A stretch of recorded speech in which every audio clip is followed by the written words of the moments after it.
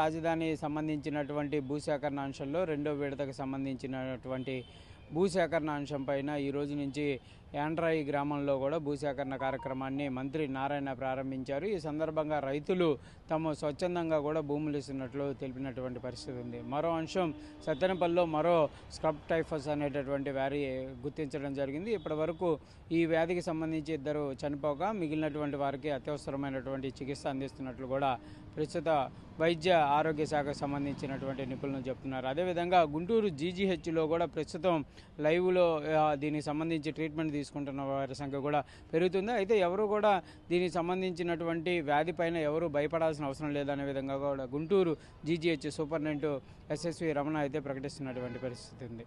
మరో అంశం ప్రకటిస్తే కారంపూడిలో ఏసీబీ ట్రాబ్లో ఎలక్ట్రికల్ ఏఈ దొరకడం జరిగింది.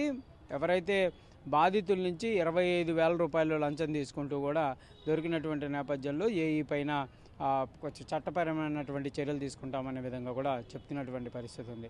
మరో అంశం పరిశీలిస్తే సత్తెనపల్లిలో ప్రభుత్వ ఆసుపత్రుల్లో వైద్యురాలు నిర్వాకం అనేది బయటకు వచ్చినటువంటి పరిస్థితి ఉంది. పురిటి నొప్పులతో వచ్చినటువంటి ఆస్మా అనేటటువంటి యువతకి ఆరోగ్యం ఆపరేషన్ చేయాలి అంటే తనకు లెటర్ పైన రాసి ఇవ్వాలనే విధంగా కూడా చెప్పడంతో ఆస్మా అనేటటువంటి యువతి భయాందోళనకు గురవడం, ప్రైవేట్ ఆసుపత్రికి వెళ్ళి కాన్పు చేయించుకోగా ఆమెకి పరుడులో మగ శిశువు కూడా జన్మించినటువంటి పరిస్థితి ఉంది. అయితే ప్రభుత్వానికి సంబంధించినటువంటి వైద్యురాలు ఈ విధంగా ప్రవర్తించడం పైన మాత్రం అనేక విమర్శలు అయితే వెలువడుతున్నటువంటి పరిస్థితులు కనిపిస్తున్నాయి.